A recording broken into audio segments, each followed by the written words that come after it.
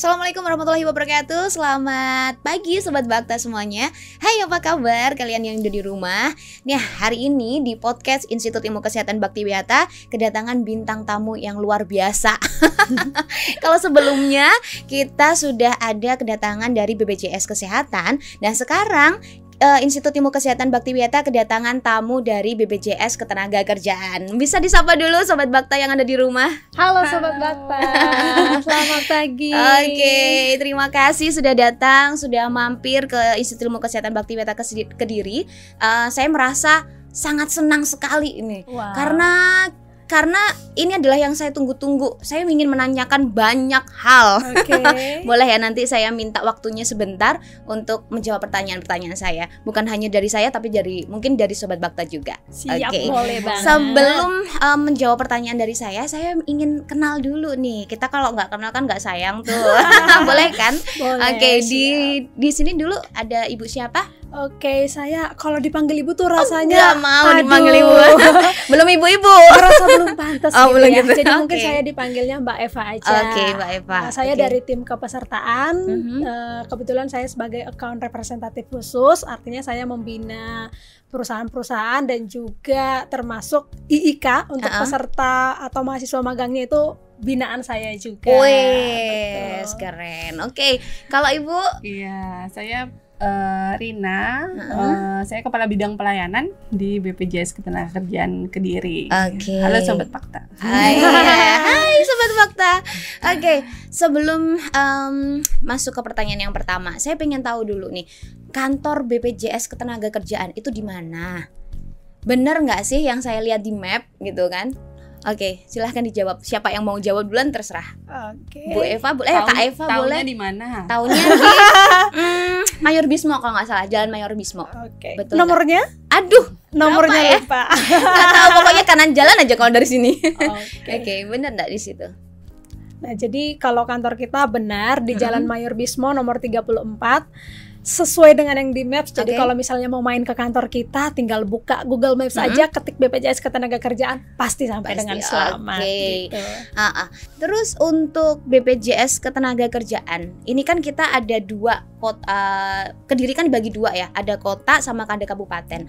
Untuk kantor kota sama kabupaten tuh jadi satu atau dibagi dua? Di kantor kabupaten sendiri ada, di kota sendiri ada gitu. Ya, gimana? jadi kalau BPJS Ketenagakerjaan Kediri itu wilayahnya mencakup di Kabupaten Kediri, Kabupaten Kediri, Kota Kediri, dan juga Kabupaten Nganjuk. Oke, Nganjuk ikut sini. Saya baru tahu. Oh, gitu ya. Jadi untuk Nganjuk, Kabupaten Nganjuk semua tenaga kerja di sana ikut ke Kota Kediri, ke BPJS Kediri.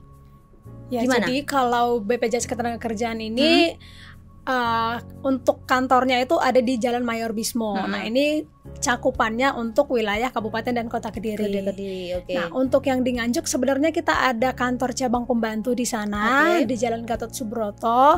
Tapi kalau misalnya teman-teman dari Nganjuk juga kalau pas lagi ke Kediri nih mau cek kepesertaannya ya bisa kita bantu gitu.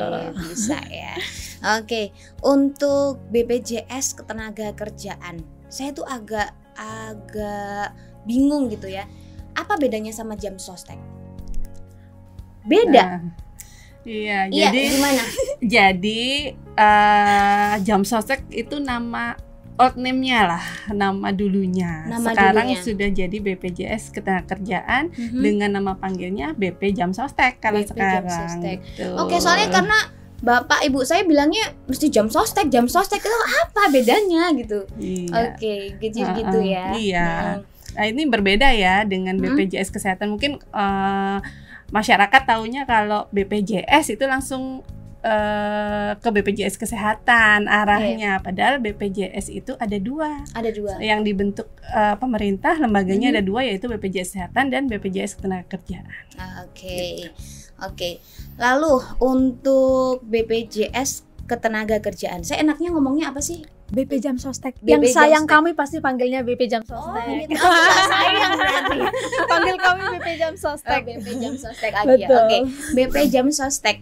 Untuk BP Jam Sostek sendiri itu kan kalau saya baca-baca ya, ada yang tentang karyawan penerima upah, Betul. sama yang karyawan tidak penerima upah. Itu apa aja? Untuk mendapatkan pelayanannya gimana gitu? Oke, jadi sebenarnya segmen kepesertaan kita ada beberapa jenis. Yang pertama penerima upah, yang kedua bukan penerima upah, yang ketiga pekerja migran Indonesia, dan yang keempat itu untuk jasa konstruksi.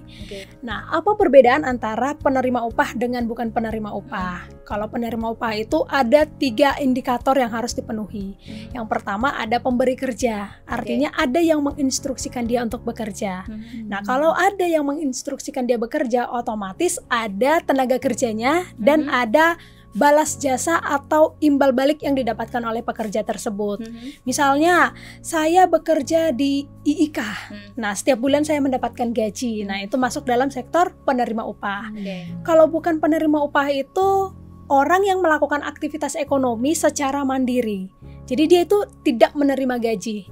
Nah, contohnya petani. Petani ini kan nggak menerima gaji, tapi dari hasil ladangnya atau dari hasil sawahnya itu dijual, dia mendapatkan uang. Nah, ini masuk dalam sektor bukan penerima upah. Nah, ini kebetulan juga nih Bu, untuk mahasiswa kerja praktek atau KKN atau yang magang, ini masuk dalam sektor bukan penerima upah juga. Nah, ini sesuai dengan Permenaker 5 tahun 2021 bahwa setiap mahasiswa atau siswa yang melaksanakan kegiatan praktek di rumah sakit misalnya, atau di tempat praktek dokter atau di industri, ini kita samakan seperti pekerja, dianggap pekerja. Nah, kalau dia dianggap pekerja, otomatis kan dia memiliki peluang yang sama juga untuk terkena resiko. Jadi dia membutuhkan perlindungan juga dari BPJS Ketenagakerjaan. Itu sebabnya mahasiswa kerja praktek ini masuk dalam segmen kepesertaan bukan penerima upah. Gitu. Untuk yang 2 tadi? Ya, yang 2 tadi adalah lainnya sektor jasa konstruksi. Jadi misalkan IIK lagi bangun gedung nih, terus ada kan itu tukang-tukangnya yang membangun. Nah, itu harus didaftarkan tenaga kerjanya dalam sektor jasa konstruksi ke BPJS Ketenagakerjaan. Supaya apa? Kalau nanti terjadi resiko, misalkan ada yang jatuh dari atas gitu, nah itu ada yang mengcover, yaitu BPJS Ketenagakerjaan. Nah, sektor yang keempat yaitu pekerja migran Indonesia. Jadi kalau dulu TKI namanya, betul. Jadi tenaga kerja yang ada di luar negeri, kalau misalkan mereka terjadi kecelakaan kerja dan kembali ke Indonesia, itu kalau perawatan pengobatannya dapat diteruskan oleh BPJS Ketenagakerjaan. Pun atau mereka meninggal dunia di sana juga mendapat, selama bekerja di luar negeri, apabila meninggal dunia akan mendapatkan santunan dari BPJS Ketenagakerjaan. Kalau kerja di sana dan tidak kembali ke sini, terus ada sesuatu hal yang tidak kita inginkan gitu, itu ditanggung juga nggak sama BPJS Ketenagakerjaan? Jadi kami mengcovernya nanti tergantung dari masa kontrak kerja. Jadi yang kami cover itu pekerja migran Indonesia yang legal ya, bukan yang ilegal. Ya, jadi yang legal ada perjanjian kontraknya, misalkan ke Taiwan misalkan, katakanlah 2 tahun ya, dalam kurun waktu tersebut memang oleh pemerintah sesuai regulasinya harus terdaftar sebagai peserta BPJS Ketenagakerjaan. Apabila terjadi resiko ketika dalam masa 2 tahun tersebut, maka kami yang mengcover. Kalau misalkan mereka nanti ada perpanjangan nih kontrak, dapat langsung diperpanjang pula di sana. Nah, itu nggak perlu sini ya? Iya, nggak perlu. Iya, jadi bisa langsung perpanjang di sana. Nah, nanti untuk pertanggungannya juga berarti bertambah lagi sesuai perjanjian kontraknya dengan si usernya yang ada di sana. Untuk yang penerima upah dan tidak menerima upah, apakah iurannya sama?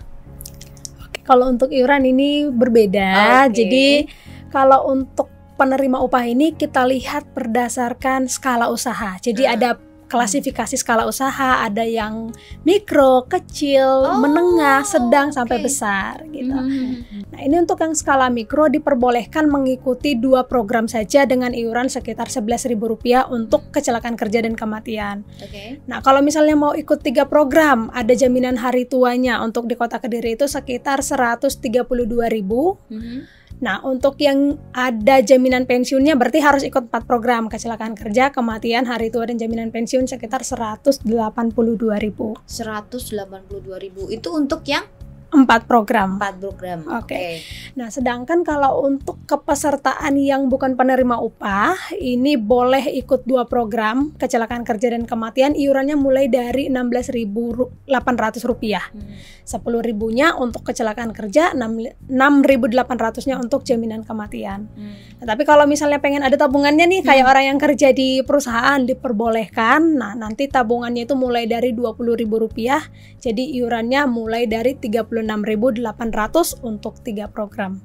Tergantung dari berapa upah yang dilaporkan ke kita, gitu. Oke. Agak pusing juga ya mikirin Betul. nominal ini ya. Betul. Oke. Termasuk untuk yang penerima upah ini juga berapa total iurannya itu tergantung dari upah yang dilaporkan ke kita. Itu jadi ada persentasenya. Nah, kalau untuk yang kecelakaan kerja ini iurannya kita lihat dari klasifikasi resiko kerjanya. Kalau yang paling ringan itu adalah 0,24% dan ini dibayarkan oleh pemberi kerja. Kemudian untuk jaminan kematian iurannya 0,3% dibayarkan oleh pemberi kerja. Nah, untuk jaminan hari tua iurannya totalnya adalah 5,7%, di mana ini ada partisipasi dari tenaga kerjanya juga. Nah, dari tenaga kerjanya 2%, dari pemberi kerjanya 3,7%. Kemudian kalau untuk jaminan pensiun ini 3%. Nah, yang dibayarkan oleh pemberi kerja adalah 2%, sedangkan yang dibayarkan oleh tenaga kerja 1%. Jadi ini sebabnya kalau misalnya tenaga kerja nih ada laporan ke saya, Mbak Eva, saya nggak mau lagi ikut BPJS Ketenagakerjaan karena setiap bulan itu upah saya dipotong. Lebih baik saya dapat upah saya tuh utuh dibawa pulang ke rumah gitu ya. Nah, ini saya tekankan Bapak Ibu, sebenarnya yang didapatkan tenaga kerja itu jauh lebih besar daripada gajinya yang dipotong. Taruhlah misalnya tadi untuk jaminan hari tua yang dipotong itu sekitar hanya 2% saja, sedangkan 3,7%-nya itu disubsidi oleh pemberi kerja gitu. Nah, kemudian juga kalau misalnya Bapak Ibu pengen tahu saldonya berapa dari iuran yang dipotong setiap bulan tadi, dari gajinya yang dipotong, itu bisa dicek saldonya di aplikasi kami yang namanya aplikasi Jimo. Betul. Saya belum tahu tuh. Wow. Habis ini saya mau download ya. Betul. Menarik sih. Mobile. Betul. Oke. Soalnya kalau selama ini saya selalu ngelihatnya ya langsung di BPJS Ketenagakerjaan, langsung masuk ke aplikasi, masukin email sama nomor handphone kalau nggak salah ya. Betul. Jimo. Nanti Jimo. JMO. Jangan lupa download.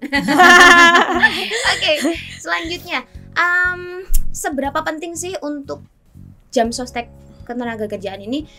Kan kita sudah ada BPJS Kesehatan. Kenapa kok ada 2 gitu loh? Kan kita gitu. Gimana?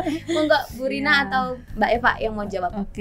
Jadi kalau BPJS Kesehatan itu yang ditanggung apabila tenaga kerja tersebut sakit, misalkan flu, demam berdarah, ya pokoknya yang infeksi, segala macam infeksi ya kayak gitu, itu ditanggung oleh BPJS Kesehatan. Kalau ranahnya memang untuk kerja, jadi mulai dari berangkat kerja, di tempat kerja, pulang kerja, itu masuknya ke BPJS Ketenagakerjaan karena memang sudah dibagi nih sama pemerintah supaya tidak overlap ya. Jadi ada sendiri-sendiri perlindungannya. Nah, perlindungan yang lainnya kalau di kecelakaan kerja ini, jadi ketika terjadi cacat misalkan risiko cacat, nah nanti kami ada tuh namanya santunan cacatnya ada dihitung. Jadi misalkan ada putus misalkan tangan sampai diamputasi. Nah, itu nanti ada persentase cacatnya akan dibayarkan kepada tenaga kerja. Selain itu ada namanya sementara tidak mampu bekerja. Jadi ketika tenaga kerja tersebut masih dalam proses perawatan pengobatan dan tidak bisa masuk kerja, itu perusahaan bisa mengajukan untuk penggantian gajinya ke BPJS Ketenagakerjaan gitu. Iya, nah itu nggak ada dong di BPJS Kesehatan, nggak ada kan? Ya, jadi memang berbeda programnya. Nah, kalau di kami juga ada namanya pengembangan dari JKK ini, yaitu return to work. Jadi kami memberikan pendampingan kepada tenaga kerja yang memang karena kecelakaan kerja yang mengalami disabilitas untuk dapat bekerja kembali. Jadi mulai dari operasinya, terus bagaimana nanti rehabilitasi medisnya, sampai diberikan pelatihan sampai yang bersangkutan mampu bekerja kembali, baik di perusahaan yang sama ataupun perusahaan yang berbeda. Dan itu di Kediri sudah ada contohnya. Iya, gitu. Sudah ada contohnya. Sudah. Oke, ini saya kan di kesehatan ya, saya nggak apa-apa ya tanya tentang kesehatan ya. Kalau misalkan nih saya yang sedang ada di laboratorium, ada malpraktek, ada kesalahan kerja, tertusuk jarum atau tersayat pisau yang mengakibatkan saya sampai terinfeksi, naudzubillah min dzalik, misalkan sifilis atau HIV atau hepatitis. Nah, itu siapa yang mengcover? BPJS Ketenagakerjaan ataukah sampai BPJS Kesehatan? Iya. Jadi kalau misalkan ini posisinya tenaga kerja di sini memang bekerjanya di lab ya, misalkan seperti itu. Kalau tertusuk jarum ya harusnya ranahnya BPJS Ketenagakerjaan. Kalau sampai terinfeksi yang tadi sampai dirawat di rumah sakit? Iya. Itu sampai pemeriksaan labnya pun pokoknya sesuai protap. Kalau di Vaskes ya, fasilitas kesehatan kan ada namanya Permenkes yang mengatur tentang itu ya, itu semua menjadi tanggungan BPJS Ketenagakerjaan. Iya, gitu. Jadi memang sudah dibedakan ya, sudah dipilah-pilah nih. Walaupun sampai nanti masuk rumah sakit gitu kan, infeksi masuk sakit. Untuk BPJS Ketenagakerjaan tadi ini sebenarnya sih pertanyaan banyak orang yang sempat viral beberapa bulan yang lalu tuh loh. Kalau JHT, kalau JHT itu bisa diambil di umur 56 tahun. Itu gimana tanggapan Bu Rina dan Bu Eva, gimana Mbak Eva nih? Jadi kalau BPJS Ketenagakerjaan ini kan lembaga pemerintah yang sifatnya atau tugasnya adalah melaksanakan kebijakan gitu. Nah, kebetulan kalau saat ini udah ada Permenaker yang baru yang menyatakan bahwa untuk pencairan JHT itu dikembalikan ke aturan yang lama, yaitu kalau statusnya memang sudah nonaktif sebagai peserta, JHT-nya bisa dicairkan tanpa memandang usia tenaga kerjanya. Jadi kami sebagai penyelenggara kebijakan pastinya menyesuaikan dengan peraturan yang lebih update gitu sih. Lalu untuk pencairan apa ya namanya? Pencairan dana atau pencairan tabungan atau jaminan hari tua. Penyebutannya seperti itu ya. Pencairan penjaminan hari tua. Jaminan hari tua. Itu gimana caranya? Apakah kita harus ke kantor BPJS Ketenagakerjaan atau cukup dari rumah aja? Jadi kalau misalkan kan udah dilihat tuh, dicek saldonya misalkan di aplikasi Jemo, saldo saya ternyata 7 juta itu misalkan. Berapa? Misalkan 7 juta nih ya, misalkan yang saldo kurang dari 10 juta itu bisa langsung dicairkan, diklaimkan melalui aplikasi Jemo tanpa datang ke kantor. Berarti nanti masuk ke rekening. Betul. Ya, nanti tinggal dilakukan pengkinian data di aplikasi Jemo, terus klik untuk klaim JHT, habis itu ada foto screenshot wajah, kan ya. Setelah itu langsung bisa sampai deh ke rekening peserta. Hari itu juga. Iya. Berarti nggak sampai nunggu beberapa lama gitu? Nggak sampai. Tapi kalau ke saldonya lebih dari 10 juta, mungkin bisa nanti pencairannya melalui kami namanya lapak asik. Oke. Layanan tanpa kontak fisik ya. Jadi itu ada. Asik banget. Jadi bisa sambil tiduran di rumah sambil klaim. Ya. Jadi untuk lapak asik ini bisa diakses di website kami. Nanti tinggal upload datanya yang sesuai yang diminta ya di sistem, biasanya kayaknya kartu, KTP, sama input nanti buku rekening dan foto diri. Itu saja. Setelah itu nanti menunggu untuk video call dari customer service kami. Biasanya kalau sekarang sih jangka waktunya hanya 1 hari setelahnya itu sudah bisa di video call. Setelah di video call langsung bisa ditransfer untuk saldonya masuk ke rekening. Ya, maksimal 3 hari. Maksimal 3 hari. Kalau yang meninggal, Bu, gimana nih? Kalau yang meninggal? Kalau yang meninggal, ahli warisnya memang harus datang ke kantor karena memang dokumennya lebih banyak ya. Ada surat pernyataan ahli waris dan kartu keluarga. Karena kami harus mencocokkan apakah ahli warisnya ini benar ahli waris dari tenaga kerja yang bersangkutan, gitu ya. Untuk layanan dari BPJS Ketenagakerjaan itu tadi kalau kita hitung-hitung lebih besar mana sih yang kita dapat sama yang BPJS gitu? Apakah nanti nggak kalau misalkan lebih besar, apakah uangnya dari mana?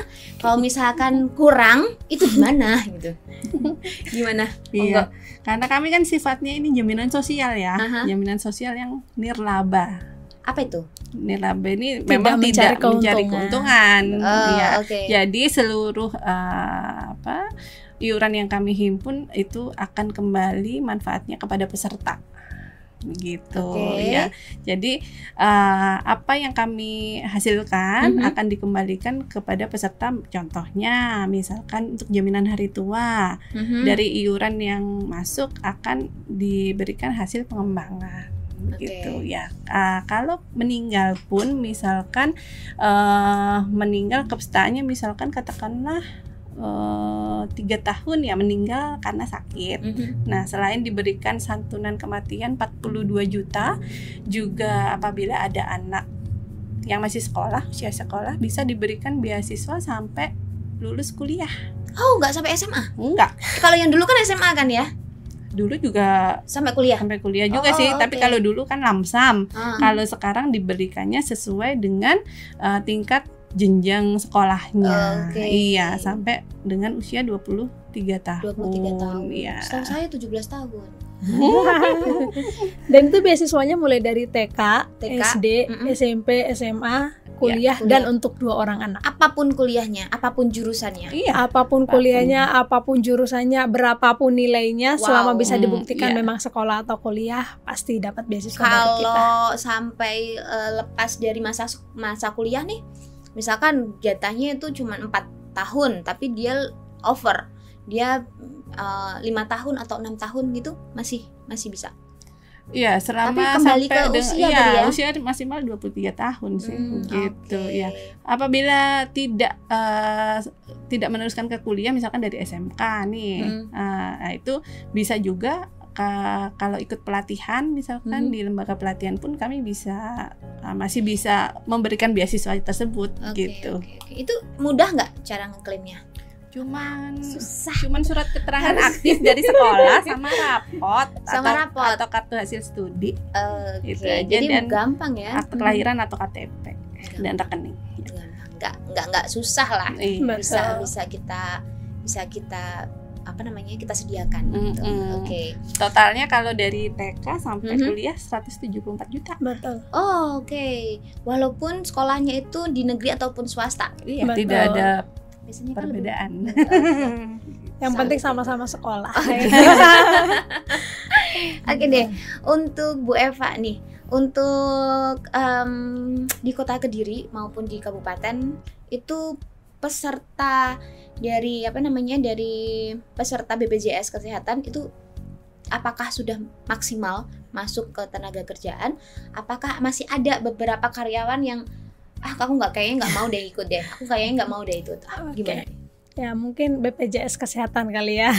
Ya ketenagakerjaan maksud saya, BPJS Ketenagakerjaan. Jadi kalau untuk kepesertaan ini mungkin masuknya adalah ke coverage kepesertaan.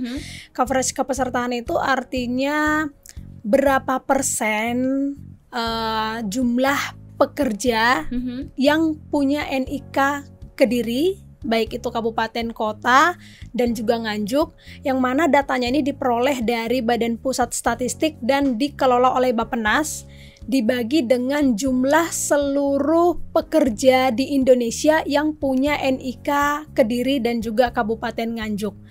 Nah, ini kalau kita lihat kemarin per akhir bulan Juni, kalau untuk sektor peserta penerima upah totalnya itu sekitar 44%, sedangkan kalau untuk yang peserta bukan penerima upah itu masih sekitar 3%. Nah, jadi kalau kita bisa katakan coverage kepesertaan seluruh tenaga kerja atau angkatan kerja itu masih sekitar 23%. Di mana kalau untuk tahun 2022 ini target kita itu sekitar 30%. Jadi istilahnya untuk tahun ini masih ada gap sekitar 6%, yang mana ini setiap bulannya pasti akan mengalami pertumbuhan. Tapi tujuan utama kita pastinya coverage itu harus sampai dengan 100% gitu. Jadi untuk pekerja-pekerja atau pemberi kerja yang belum daftar BP Jam Sostek, jangan sampai kita datengin ya. Segera daftar di BPJS Ketenagakerjaan gitu. Untuk memaksimalkan caranya gimana nih Bu Eva? Karena kita lembaga pemerintah, jadi mulai dari pimpinan yang tertinggi di Indonesia ini sudah bergerak semuanya. Sudah ada Inpres 2 tahun 2021 tentang optimalisasi kepesertaan BPJS Ketenagakerjaan. Jadi seluruh sektor pemerintahan itu diharapkan bekerja sama, bersinergi untuk memastikan seluruh pekerja di Indonesia ini terlindungi dalam program BP Jam Sostek. Nah, turunannya kalau untuk di wilayah Kediri dan juga Kabupaten Nganjuk, kita juga bersinergi dengan pemerintah, baik itu pemerintah kota dan juga pemerintah kabupaten. Kemudian kita juga bersinergi dengan penegak kepatuhan, misalnya dengan kejaksaan, kemudian dengan Disnaker juga kita jalin kerjasama. Dan untuk perusahaan-perusahaan yang bandel, ini pastinya akan kita kenakan sanksi gitu. Tapi kalau misalnya secara baik-baik nih, ibarat kita PDKT nih ya, jadi aturannya seperti ini, manfaatnya seperti ini, kita komunikasikan dengan baik-baik. Kalau misalnya mau daftar, pastinya langsung kita proses. Tapi kalau misalnya udah kita usahakan dengan baik-baik, ternyata bandel, siap-siap bertemu atau berinteraksi sama pihak kejaksaan gitu. Itu kalau yang penerima upah. Kalau yang tidak penerima upah, itu bagaimana? Kalau untuk bukan penerima upah, sebenarnya ini tantangan besar sih ya di kami, karena kebetulan kalau di BPJS Ketenagakerjaan ini kan pegawainya juga banyak dari seluruh Indonesia, kayak saya ini juga dari Medan gitu. Horas Medan. Horas Medan. Jadi biasanya kalau misalnya kita masuk ke mereka, mereka mungkin paham tentang program kita. Yang kedua, mereka niat mau daftar, tapi biasanya mereka itu nggak daftar karena merasa nggak ada orang yang mereka percaya yang mengarahkan mereka untuk daftar gitu. Jadi kalau untuk pekerja bukan penerima upah ini, kita fokus bekerja sama dengan agen-agen kita, itu namanya adalah perisai. Betul, perisai itu adalah penggerak jaminan sosial.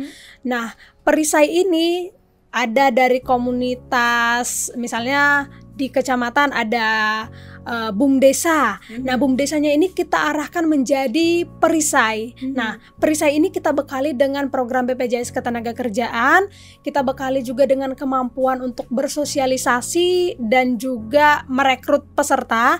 Nah, nanti mereka akan membantu kami untuk memastikan seluruh masyarakat di sana nanti daftar di BPJS Ketenagakerjaan gitu. Kemudian kita bekerja sama juga misalnya dengan Gojek. Nah, Gojek ini kan kalau untuk drivernya itu adalah peserta bukan penerima upah. Nah, untuk Gojek ini sudah difasilitasi dari kantor pusat, jadi mereka tuh bisa daftar melalui aplikasi Gojeknya langsung. gitu. Kemudian kalau misalnya dengan institut-institut kesehatan atau lembaga-lembaga pendidikan, itu kita bekerja sama langsung dengan instansinya. Jadi ada MOU misalnya atau pendekatan dengan instansi untuk memastikan seluruh mahasiswa magangnya ini terdaftar di BPJS Ketenagakerjaan. Termasuk juga ada surat edaran dari surat edaran atau SE dari pemerintah kabupaten dan juga dari pemerintah Kota Kediri yang menyatakan bahwa seluruh peserta yang sifatnya adalah bukan penerima upah itu wajib terdaftar di BPJS Ketenagakerjaan juga. Gitu. Sudah berapa persen yang mendaftar ke tenaga kerjaan untuk yang tidak penerima upah, bukan penerima? Jadi untuk yang bukan penerima upah itu coveragenya sekitar 3%. 3%. Tapi ini kita lihat dari seluruh pekerja di seluruh Indonesia yang NIK-nya Kediri. Jadi misalnya dia pekerjaannya adalah petani gitu ya. Petani KTP-nya Kediri, tapi dia tinggalnya di Papua atau di Sumatera, di Kalimantan, tapi dia daftar BPJS Ketenagakerjaan. Nah, ini sudah termasuk dalam coverage tadi gitu. Jadi kalau kita katakan Kediri itu adalah seluruh tenaga kerja di Indonesia yang KTP-nya itu domisilinya adalah Kediri dan juga Nganjuk. Yang bukan penerima upah itu apa saja sih, Bu Eva?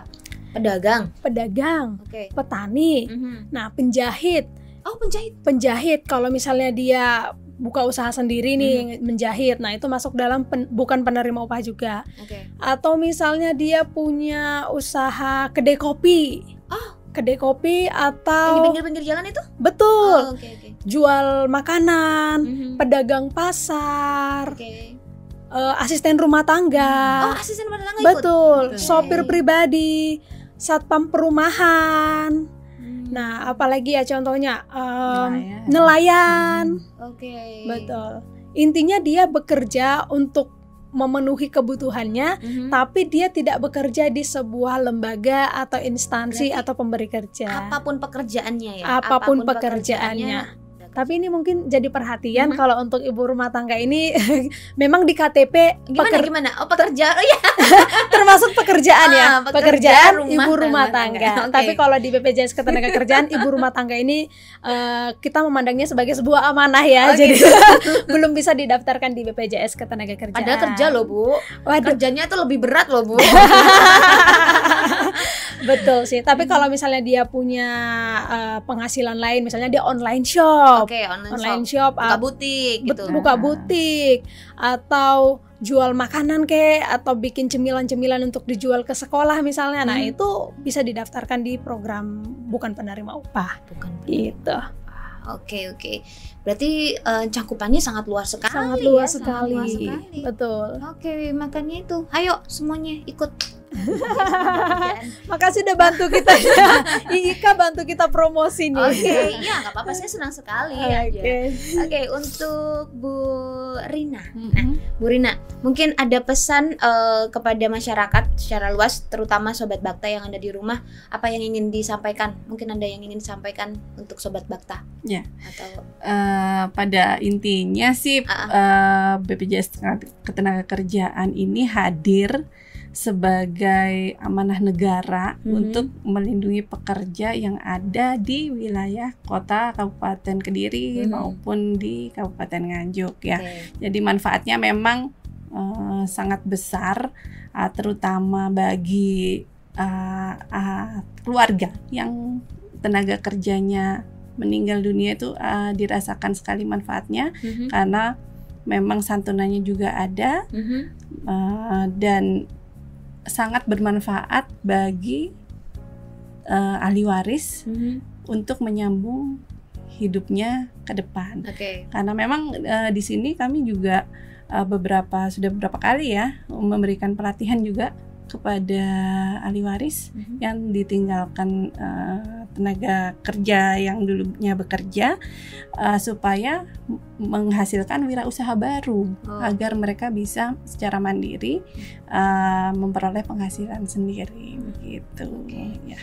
Terbesit di otak saya tadi barusan. Kalau misalkan pasangan suami istri bekerja, sama-sama bekerja, salah satunya meninggal. Lalu apakah apa tadi Bu namanya? untuk jaminan kematiannya apakah masih bisa dipakai untuk anak dari pasangan itu tadi? Ya, jadi kalau meninggal dunia otomatis ahli warisnya istrinya ya. Nah, jaminan kematiannya akan turun ke istrinya. Untuk beasiswanya apabila sudah memenuhi masa iur 3 tahun itu tadi, bisa ke 2 orang anak yang masih sekolah. Maksimal 2 orang anak. Kalau anaknya 4, Bu? Kalau anaknya 4, yang satu sudah bekerja, berarti nggak bisa. Yang satu sudah menikah, nggak bisa, berarti turun lagi ke 2 anak. Iya. Kalau umurnya masih kecil-kecil nih, tetap 2 anak. Tetap 2 anak. Yang diajukan oleh si ahli waris. Yang diprioritaskan adalah nomor 1 sama nomor 2 gitu, atau? Tergantung pilihannya ahli warisnya nanti seperti apa. Biasanya sih diambilnya justru yang paling kecil ya, karena gitu kan manfaatnya lebih banyak. Oke. Mungkin dari Bu Eva ada yang ingin disampaikan lagi? Oke, kalau saya sih buktikan rasa cintamu kepada diri sendiri dan keluarga dengan menjadi peserta BPJS Ketenagakerjaan. Dalam banget. Dalam banget. Oke, Bu, untuk BP Jam Sostek, programnya apa aja, lalu manfaatnya apa aja, dan keuntungannya apa? Oke. Kalau untuk program BP Jam Sostek sekarang ini ada 5. Betul. Kecelakaan kerja, kematian, jaminan hari tua, jaminan pensiun, dan satu lagi jaminan kehilangan pekerjaan. Plus kita ada manfaat layanan tambahan. Nah, mungkin rincian atau manfaat dari 5 program ini apa saja, mungkin bisa dibantu dijelaskan sama Bu Rina kan? Baik, ya. Kalau jaminan hari tua itu diambil ketika namanya aja jaminan hari tua ya, berarti ketika usia tua sebetulnya. Tapi saat ini pada prakteknya yaitu ketika yang bersangkutan berhenti bekerja. Itu dari iuran yang dibayarkan ditambahkan hasil pengembangan. Yang kedua, jaminan kematian.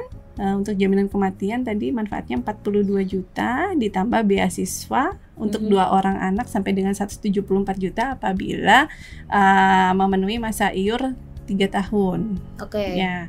Sedangkan yang ketiga, jaminan kecelakaan kerja. Jaminan kecelakaan kerja itu apabila meninggal dunia karena kecelakaan kerja itu mendapatkan 48 kali upah yang dilaporkan ke BPJS Ketenagakerjaan, ditambah santunan berkala 12 juta, ditambah biaya pemakaman 10 juta, dan juga beasiswa untuk 2 orang anak. 2 orang anak. Iya. Jadi kalau 48 kali upah di Kediri misalkan katakanlah 2 juta ya, berarti dapatnya 96 juta ditambah biaya pemakaman 10 juta, ditambah santunan berkala 12 juta, ditambah beasiswa. Gitu. Banyak ya. Iya. Terus manfaat yang keempat yaitu jaminan pensiun saat ini diberikan kepada tenaga kerja yang usia pensiunnya sudah mencapai 58 tahun kalau untuk tahun ini.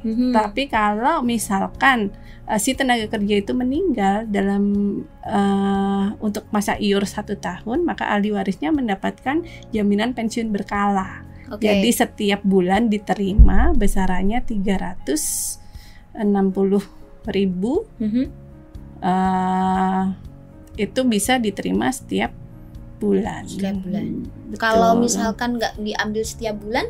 Ya, untuk konfirmasinya per 3 bulan sekali ke kantor BPJS Ketenagakerjaan. Harus datang ya? Iya. Harus datang ya? Iya, untuk memastikan yang bersangkutan masih hidup kah atau tidak gitu ya.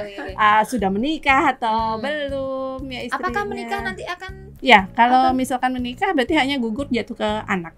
Oh gitu. Betul. Ya. Terus manfaat yang terakhir yaitu jaminan kehilangan pekerjaan. Jadi apabila memang ter-PHK oleh perusahaan, nah itu bisa mendapatkan pelatihan kerja dan akses pasar kerja itu disiapkan oleh Kemenaker, dan bantuan uang tunai dari BPJS Ketenagakerjaan selama 6 bulan. Gitu. Itu tadi untuk yang penerima upah, ya kan? Kalau yang tidak menerima upah atau bukan penerima upah, itu ada berapa programnya? Kalau untuk bukan penerima upah itu bisa mengikuti 3 program, kecelakaan kerja, kematian, dan jaminan hari tua. Kenapa kok berbeda? Tadi ada 5, ini sekarang 3. Oke. Iya. Karena regulasi kan kami regulasi, pelaksana regulasi ya. Jadi kalau kenapa 3 program karena memang di peraturannya memang seperti itu. Apa saja tadi untuk penerima bukan penerima upah itu jaminan kecelakaan kerja, jaminan kematian. Itu kalau manfaatnya sama seperti penerima upah yang tadi saya terangkan. Kalau untuk sektor bukan penerima upah ini untuk JKK dan JKM. Kalau untuk jaminan hari tua juga iuran dan hasil pengembangan. Yang tidak bisa diikuti memang jaminan pensiun dan jaminan kehilangan pekerjaan, karena kalau jaminan kehilangan pekerjaan ini tidak ada iurannya. Jadi dia adalah rekomposisi iuran dan ditambah dengan subsidi dari pemerintah. Juga kalau untuk sektor bukan penerima upah, kalau saat ini usia maksimal untuk mendaftar pertama kali itu adalah 65 tahun gitu. Usia maksimal, oke.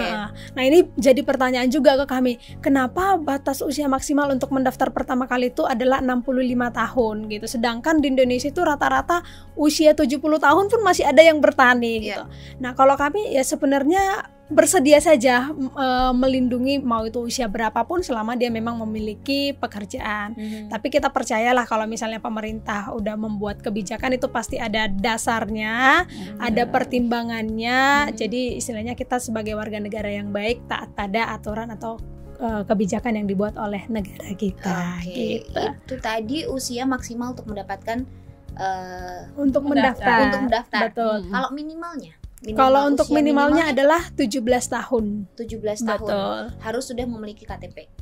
Kalau belum punya KTP biasanya ada NIK-nya itu bisa dicek dari KK, kartu keluarga. Betul. Berarti nggak apa-apa ya belum punya KTP ya. Betul. Nah kadang-kadang kan orang Indonesia misalnya masih lupa nih atau belum sempat ngurus KTP-nya. Nah nanti untuk pendaftarannya boleh melampirkan nomor kartu keluarganya, nanti kita cek dari situ nomor KTP yang bersangkutan berapa gitu. NIK-nya ada di situ. Betul. Keren. Nah mungkin sebagai informasi tambahan lagi, kalau untuk peserta bukan penerima upah, memang untuk daftar pertama kali ini batas usianya itu adalah 65 tahun. Tapi kalau ternyata ketika dia mendaftar itu usianya belum 65, taruhlah misalnya 63 tahun, dan dia rutin bayar iuran. Nah saat dia sudah menginjak usia 65, 66, sampai 70 tahun pun ini masih bisa terdaftar dalam BPJS Ketenagakerjaan selama dia memang masih bekerja. Tapi kalau misalnya di usia 65 tahun sebelumnya dia belum pernah daftar nih dan iuran, atau pernah daftar tapi sudah sempat nonaktif karena iurannya tidak dibayarkan dengan lancar. Nah nanti otomatis ketika dia sudah menginjak usia 65 tahun udah tidak bisa lagi mendaftar sebagai peserta BP Jam Sostek. Gitu. Untuk penerima upah, kan kita setiap bulannya kan selalu langsung diambil dari gaji kita ya Bu ya. Betul. Langsung diambil dari gaji kita. Kalau bukan penerima upah, ngambilnya gimana? Oke, jadi dan kalau mereka bayar per bulan gitu ke BPJS Ketenagakerjaan atau gimana? Nah, jadi kalau untuk iuran peserta bukan penerima upah ini kita lihat dari penghasilan rata-rata yang dilaporkan ke BPJS Ketenagakerjaan.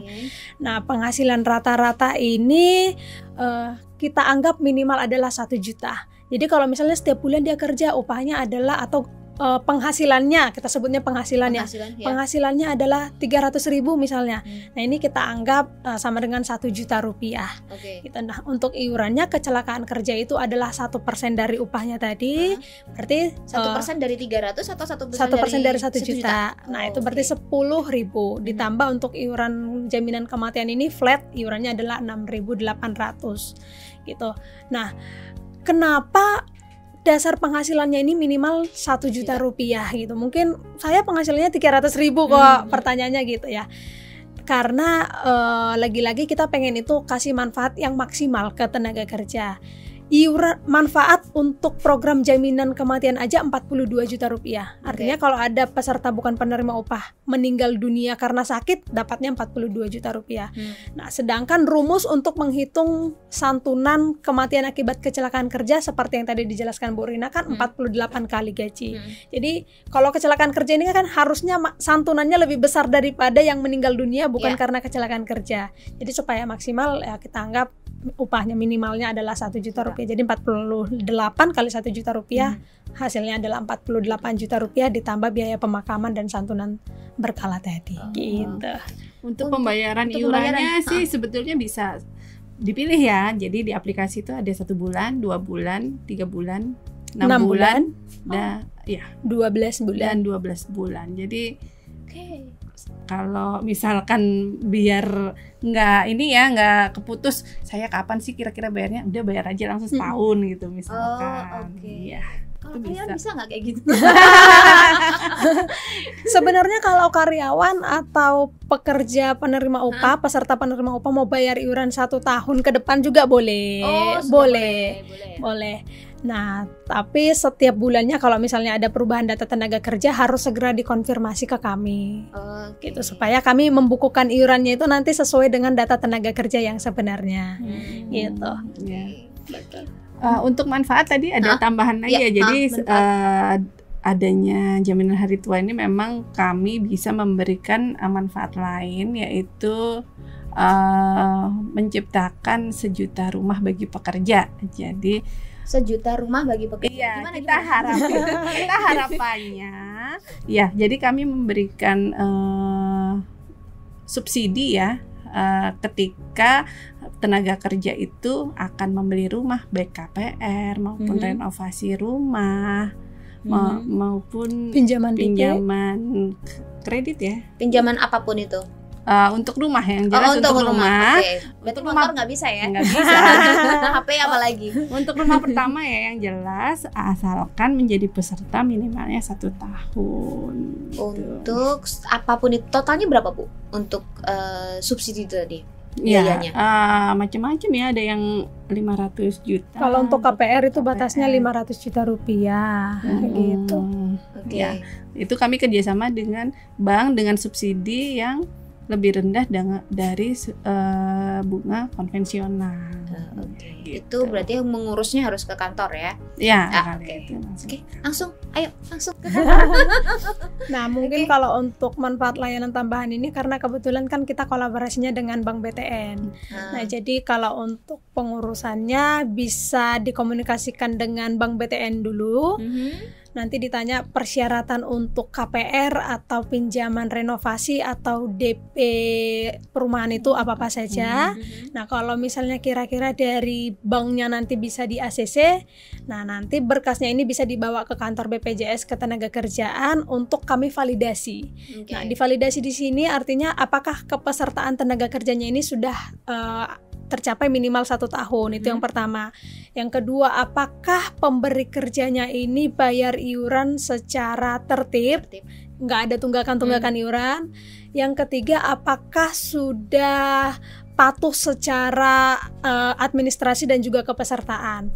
Patuh ini artinya dia melaporkan seluruh tenaga kerjanya, kemudian dia mengikuti program sesuai dengan skala usaha pemberi kerjanya, kemudian dia melaporkan upah tenaga kerjanya sesuai dengan upah real. Jadi kalau misalnya ada upahnya sebenarnya 10 juta gitu, tapi dilaporkan di BPJS Ketenagakerjaan hanya 5 juta gitu ya. Walaupun itu di atas UMK tapi kita anggap belum patuh. Jadi nanti ini berpengaruh kepada pengajuan manfaat layanan tambahan tadi, apakah bisa kami keluarkan surat rekomendasi atau tidak. Gitu. Untuk penerima subsidi itu apakah ada minimal gaji yang tertera? Gitu. Kalau untuk persyaratan gajinya berapa, kemudian dia bekerjanya di mana, sebenarnya ini menjadi bahan pertimbangan di bank ya. Betul. Bukan di kantor BPJS ya. Karena mereka juga kan pastinya mengecek BI checking ya. Ngecek BI checking, kemudian biasanya dicek sama mereka juga mereka kerjanya di perusahaan mana atau di instansi mana gitu. Karena ada beberapa perusahaan juga yang memang belum diperkenankan untuk mengikuti KPR karena ini kalau sudut pandang yang pernah saya diskusikan dengan bank ya. Biasanya bank itu melihat misalnya ada tenaga kerja nih ngajuin KPR selama 10 tahun gitu. Nah, kira-kira perusahaan tempat dia bekerja ini selama 10 tahun ke depan apakah masih tetap bertahan begitu atau kira-kira ada kemungkinan kan selama kurang dari 10 tahun ini misalnya berubah jadi perusahaan lain misalnya gitu sih. Jadi untuk pertimbangannya yang pertama itu dan yang utama itu ada di bank dulu, nanti untuk administrasi dan kepatuhan kepesertaan BPJS Ketenagakerjaannya baru itu di BPJS Ketenagakerjaan gitu. Mungkin ada pertanyaan lagi Bu yang belum saya tanyakan? Sudah kelihatannya. Sudah. Finally. Terima kasih banyak Bu Rina, Mbak Eva. Terima kasih banyak sudah datang ke Institut Ilmu Kesehatan Batiwata Kediri, sudah menjelaskan panjang lebar kali tinggi ya kalau sama dengan volume tentang ketenagakerjaan, BPJS Ketenagakerjaan. Mohon maaf kalau misalkan ada saya salah kata, ada salah perbuatan. Tadi waktu ngobrol saya keceplosan ngomong apa gitu ya. Maaf. Saya orangnya soalnya pasti ceplos gitu. Oke, thank you sekali. Thank you banget untuk informasi yang sudah diberikan. Semoga Sobat Bakta dan juga masyarakat di luar sana sudah paham, sudah mengerti tentang BP Jam Sostek. Betul. Saya cinta banget. Yang sayang pasti panggil BP Jam Sostek. Jam Sostek, love pokoknya. Oke, thank you banget. Ketemu di lain waktu ya Bu Rina dan Bu Eva. Thank you Sobat Bakta. Assalamualaikum warahmatullahi wabarakatuh.